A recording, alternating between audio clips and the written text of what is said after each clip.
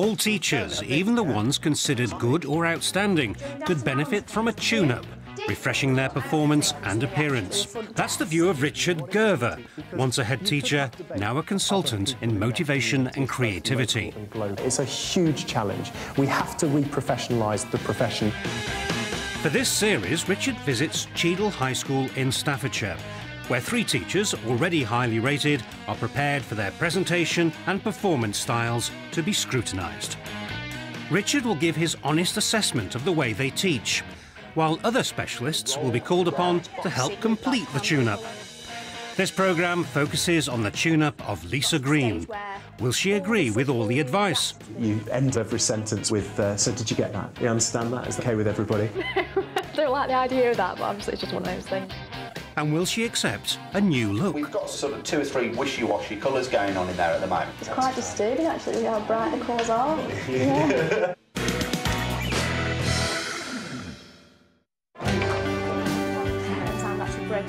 Lisa is a science teacher and also a head of year.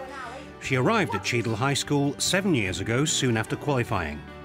What we're going to do today is actually investigate the way temperature reacts with enzymes. So I want you to Richard observes Lisa delivering a lesson on enzymes to a Year 10 class. And I want you to record the time it takes to react. Does that make sense to all of us? He watches her like a theatre critic at an opening night, and then he reviews her performance. So tell me, how do you think the lesson went? I was pleased with the learning that was going on within the classroom. Everyone seemed on ball and taking part. A little bit quiet though. I think they were a little bit subdued. According to Richard, the class needs livening up from the very start. Just like a performer coming onto stage, it's all about making an entrance. One of the things I think would have been lovely would have been to have at the start of the session some kind of big impact. There wasn't a moment where I think it felt like a big start. Yeah. You know, using your voice, using your body language to say to the kids, right, this is it, I've got a big moment. I'm starting, if you like, the dynamic, the momentum for the lesson.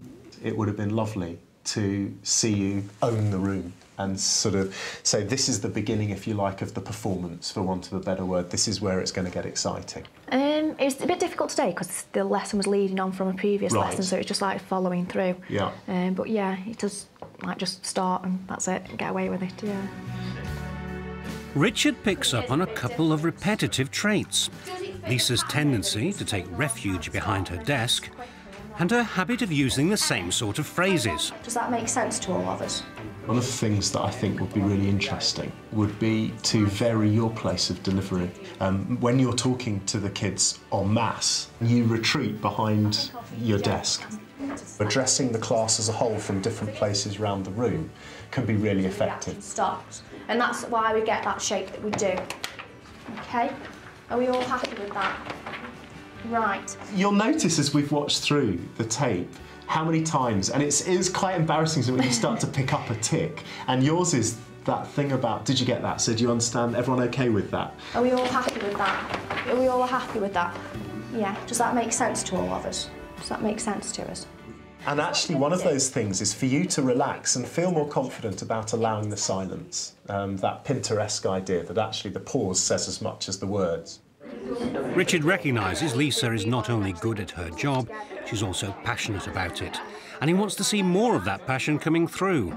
Towards the end of the lesson, which I think was just the most powerful for me, if you watch here, you can see your face light up, because it's at this point that you start to show your passion for your subject.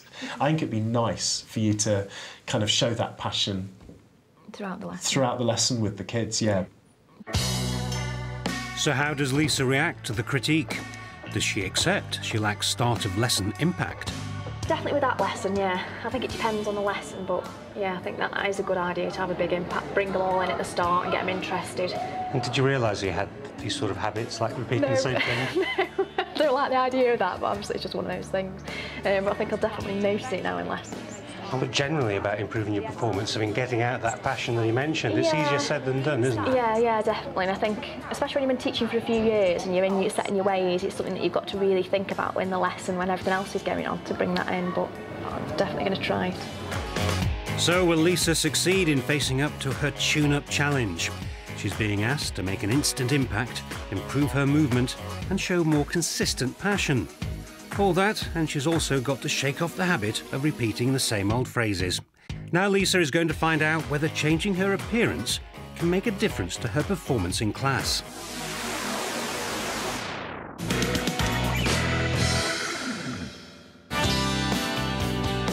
Lisa can select from a range of professionals who specialise in either making people look better or feel better. She opts to visit one of the country's top hairstylists. Why did you choose having your hair done? I think lasting value. Once it's done, lasts a while, so yeah, I think that was the main choice really. Something that's going to last and people are going to notice as well. So the girls want to try and... Richard Anthony is a former world champion hairdresser who's increasingly in demand by celebrities around the country, including the ones appearing at the Brit Awards. He's not allowed to take photographs of the stars, so we'll have to take his word that this really is someone famous. First, Richard wants to recommend a plan of action, with his team of stylists lined up ready to go. The hair seems to be sort of crunching the face shape a little bit too much, almost as though the face shape's hiding behind the hair. And I think what we need to do is introduce a little bit more softness to that fringe, something that's going to emphasise your facial shape. You've got a beautiful jawline, you've got gorgeous cheekbones and gorgeous eyes, so what we need to do is we need to literally show those off a lot more. So at the end of the day, you know, we want the hair looking and feeling great at 4 o'clock, just the same as it does at 8 o'clock in the morning. Yeah, definitely. Lisa, did you expect this kind of attention? I actually feel very spoilt by it all. That's a lot better shape. Straight away, you've got more of a modern shape to the hairstyle, something that's going to be easy to maintain. Even when you're in a rush in the morning, this sort of haircut is just going to eliminate them bad hair days for you straight away. Do you like it up to now? Yeah. It's looking great. With respect to the colour, to take your base colour down just a shade more, I think would emphasise a lot more about yourself and make some sort of statements with the colour. I think it's going to look beautiful. Lisa, I've got to ask this question. Do you understand the science behind this colouring pokery? No. Quite disturbing actually, how bright the colours are. The colour that's going on at the moment looks a bit like the mustard I put on my breakfast this morning. Is this the colour as it's going to end up? No, over time it's going to actually oxidise and change the brown colour that it's meant to be. So it is actually all about science, this process? Yeah, it could link directly to science.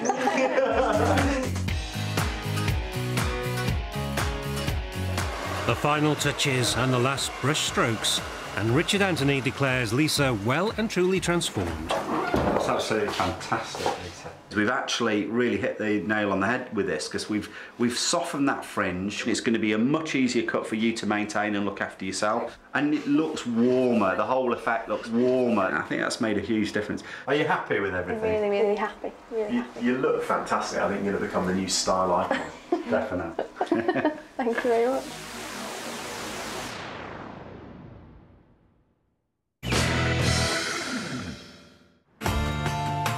Inspired by the new hairstyle and makeup, Lisa takes the tune-up initiative.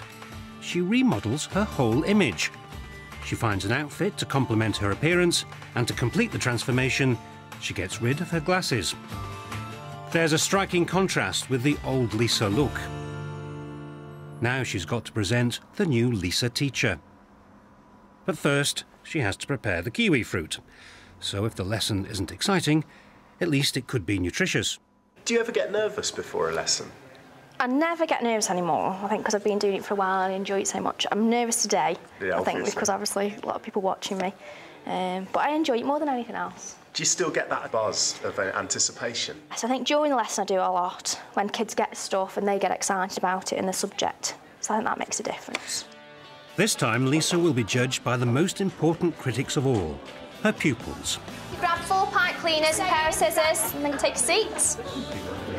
As soon as the pupils arrive, there's something different for them to do. I want you to make your own model of DNA. This was my attempt that I actually showed to my 7-year-old son last night. He said, "Mummy, that's not DNA." And I did say to him, "Well, how do you know what DNA looks like?" And he said, "Well, I've watched Spider-Man." So, off you go. What did you think at the start of the lesson? I thought it was different because we don't really do anything like that. in science. Did it feel a bit like being back in primary school? It did a little bit, yeah, but it's always good. We enjoy it. Yeah. You enjoy that? Yeah, that's what I mean. It's We quite. haven't had that for a while. No.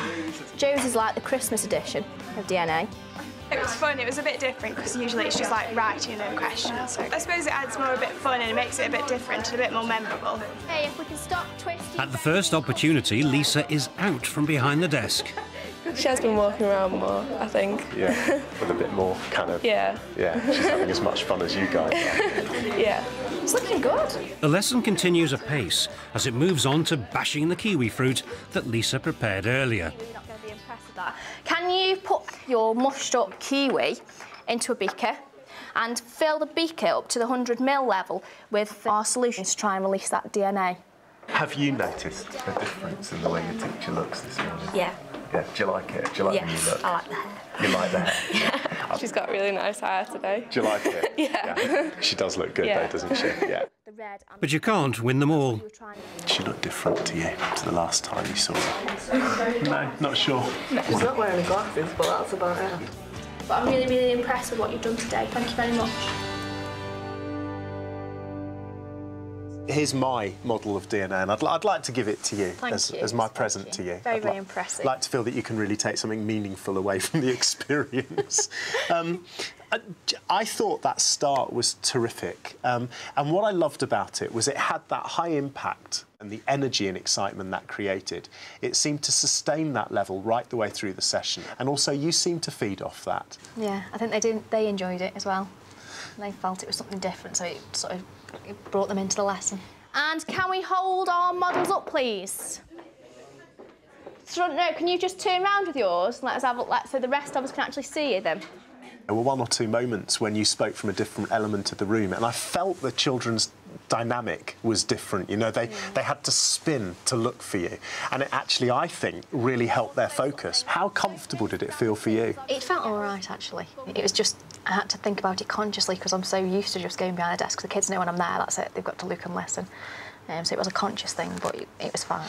So, from the journey you've been on, are there any key points, key strategies, key experiences that you're going to keep up? I have enjoyed the experience. And I think the ideas you've actually given me about the classroom things are going to be longer lasting. I actually hope to keep in touch with the people that have done my hair and makeup as well, so obviously I feel quite privileged for that. So Lisa completes her tune-up. The old habits have gone, including her regular retreats behind her desk. Earlier, she began with a whimper. I'm going to make a start then. But now she's off with a bang. The blue, the red. Grab 4 pint cleaners. I want you to make your own model of DNA. And because she's looking better, she's feeling brighter. She seems more lively and more pleasant and have a laugh with you and stuff like that. It made me feel more excited about the lesson. If you're interested in tuning up your teaching, then why not download a set of Richard Gerver's helpful tips and ideas? They can be found on the webpage associated with this programme at the Teachers TV website.